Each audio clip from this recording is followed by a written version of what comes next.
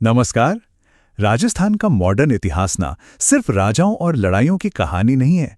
ये कहानी उन संगठनों की भी है जिन्होंने समाज को अंदर से बदल दिया। तो आज हम 1877 से शुरू होने वाली इसी यात्रा पर चलेंगे। ये एक तेज असरदार विश्लेषण होगा जो एग्जाम की तैयारी के लिए बहुत जरूरी है। तो चलिए शुरू करते हैं। देखिए, राजस्थान में जागृति की जो कहानी है वो किसी राजनीतिक क्रांति से शुरू नहीं हुई। इसकी शुरुआत हुई समाज सुधार के संकल्प से। ये वो दौर था जब बदलाव की पहली आवाज समाज के अपने ही आंगन से उठी थी। चलिए इसको थोड़ा और समझते हैं। बात है 1877 की। उदयपुर में महाराणा सज्जन सिंह की अध्यक्षता में देश हितैषणी सभा की स्थापना हुई और ये राजस्थान की पहली समाज सुधार संस्था थी जिसका मेन फोकस था शादी ब्याह से जुड़ी समस्याओं को सुलझाना। फिर ठीक 12 साल बाद 1889 में अजमेर में एजीजी मतलब agent to governor general Walter की अध्यक्षता में बनी राजपूत हितकारिणी सभा। इसका मकसद और भी साफ था, बाल विवाह और बहुविवाह जैसी कुरीतियों को रोकना और शादियों में होने वाले फालतू खर्चों पर लगाम लगाना। तो समाज सुधार एक बहुत अच्छी शुरुआत थी, लेकिन जल्द ही नेताओं को यह समझ आ गया कि असली परमानेंट बदलाव सिर्फ शिक्षा की मशाल से ही आ सकता है। और यहीं से कहानी में एक नया मोड़ आता है जहां कलम और क्रांति दोनों मिलकर बदलाव का हथियार बन जाते हैं। यहां पर ना शिक्षा को सामाजिक बराबरी का एक बहुत पावरफुल जरिया बनाया गया।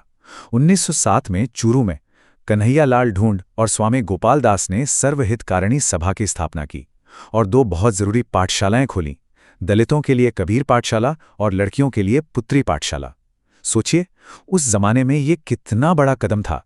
इसके ठीक 3 साल बाद 1910 में केसरी सिंह बाराहट और गोपाल सिंह खरवा ने वीर भारत सभा की स्थापना की, जो असल में क्रांतिकारी संगठन अभिनव भारत की ही एक राजस्थानी ब्रांच थी। अच्छा, अब तक जो लड़ाई थी वो लोकल लेवल पर थी, लेकिन अब धीरे धीरे क्षेत्रीय गौरव और राष्ट्रीय पहचान, ये दोनों चीजें एक साथ जुड़ने लगी। मारवाड़ से लेकर मेवाड़ तक एक बड़ी पॉलिटिकल चेतना की लहर फैल रही थी। तो 1915 में उदयपुर में बलवंत सिंह मेहता ने प्रताप सभा बनाई, जिसने हल्दी घाटी मेला और प्रताप जयंती मनाकर लोगों में एक गर्व की भावना जगाई। 2 साल बाद 1917 में चांदमल सुराणा ने मारवाड़ हितकारिणी सभा की स्थापना की। पर सबसे जरूरी मोड़ आया 1923 में, जब जयनारायण व्यास ने इसे फिर से खड़ा किया। उनकी 2 किताबें पोपाबाई की पोल और मारवाड़ की अवस्था, इन्होंने मारवाड़ के शासन की इतनी तीखी आलोचना की कि पूरे इलाके में राजनीतिक चेतना की एक लहर सी दौड़ गई।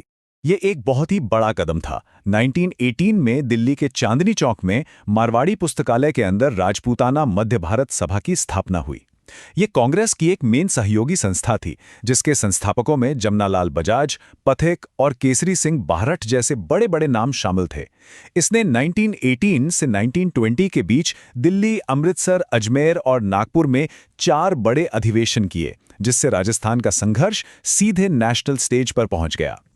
अब आंदोलन और भी ऑर्गेनाइज्ड होता गया। 1919 में वर्धा महाराष्ट्र में पथिक, किंकर और चौधरी जैसे नेताओं ने राजस्थान सेवा संघ की स्थापना की। यहीं से राजस्थान केसरी नाम का अखबार निकाला गया, जिसके एडिटर खुद पथिक थे। संगठन की बढ़ती ताकत का अंदाजा इसी बात से लगता है कि 1920 में इसका हेडक्वार्टर वर्धा से अजमेर शिफ्ट कर दिया गया और उसी साल मारवाड़ सेवा संघ ने मारवाड़ के इलाके में लोगों को जगाने का काम शुरू कर दिया। 1920 और 30 का जो दशक था ना, वो एक तरह का धमाका था। इस दौर में युवाओं, किसानों और पिछड़े समुदायों को एक साथ लाने के लिए एक के बाद एक कई संस्थाएं बनी। इससे जमीनी स्तर पर जो एक्टिविज्म था वो बहुत तेजी से बढ़ा। जरा इस दौर की रफ्तार देखिए, खासकर युवाओं में। 1922 में चिड़ावा में मास्टर प्यारेलाल गुप्ता ने अमर सेवा समिति बनाई। 1929 आते आते ये ऊर्जा दिल्ली पहुंच गई, जहां टीकाराम पालीवाल ने विद्यार्थी यूथ लीग की स्थापना की। और 1931 का साल तो और भी कमाल का था। उदयपुर में जनार्दन राय नागर ने राजो हिंदी विद्यापीठ बनाया और ज्वाला प्रसाद शर्मा ने राजो सोशलिस्ट रिपब्लिकन एसोसिएशन का गठन किया।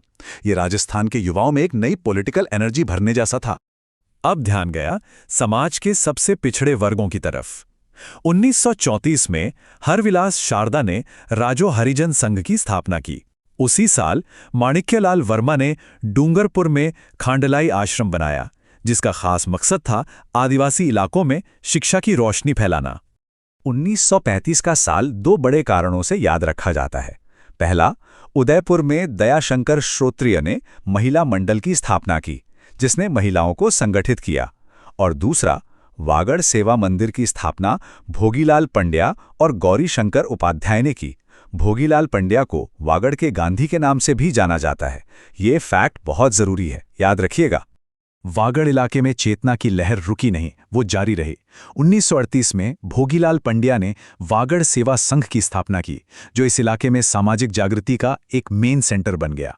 और उसी साल मेवाड़ में रणछोड़ दास गट्टानी ने मेवाड़ लोक परिषद का गठन किया। हमारी इस टाइमलाइन के हम आखिरी पड़ाव पर हैं। 1940 में भोगीलाल पंड्या, भूरलाल बैया और राजकुमार मानसिंह ने मिलकर वनवासी सेवा संघ की स्थापना की। इसके अलावा मारवाड़ किसान सभा के संस्थापक बलदेवराम मिर्धा और अध्यक्ष मंगल सिंह कछवाहा थे, और सर्व सेवा संघ की स्थापना की थी सिद्धराज ढड्ढा ने। ठीक है, तो हमने बहुत सारी जानकारी देख ली। अब आते हैं सबसे जरूरी हिस्से पर, जो एग्जाम के लिए बहुत काम का है। एक क्विक रिवीजन जो मेन संस्थापकों और उनके संगठनों को एक साथ जोड़ देगा। चलिए, 3 सबसे प्रभावशाली चेहरों और उनके काम को एक साथ देखते हैं। भोगीलाल पंड्या, वागड़ सेवा मंदिर, वागड़ सेवा संघ और वनवासी सेवा संघ। विजय सिंह पथिक, राजपूताना मध्य भारत सभा और राजो सेवा संघ। और केसरी सिंह बारहट, वीर भारत सभा। इससे ये सारे जरूरी कनेक्शंस दिमाग में बैठ जाएंगे। तो अब समय है खुद को परखने का। तैयार हो जाइए, कुछ सवाल स्क्रीन पर आने वाले हैं। देखते हैं कि इस पूरे विश्लेषण से कितना याद रहा। पहला सवाल, राजपूताना मध्य भारत सभा का तीसरा अधिवेशन 1920 में कहा हुआ था। दूसरा सवाल, पोपाबाई की पोल और मारवाड़ की अवस्था नाम की किताबें किस संस्था से जुड़ी हैं।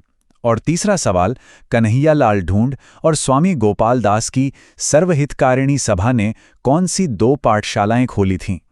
चौथा सवाल, वागड़ क्षेत्र में 1935, 1938 और 1940 में बने 3 बड़े संगठनों में किस एक व्यक्ति का नाम कॉमन है। और आखिरी सवाल, देश हितैषिणी सभा की स्थापना 1877 में कहां और किसकी अध्यक्षता में हुई थी। इन सभी सवालों के जवाब हम अगले विश्लेषण में देंगे। ऐसी ही और जानकारियों के लिए हमारे साथ बने रहें। सुनने के लिए आप सभी का बहुत बहुत धन्यवाद।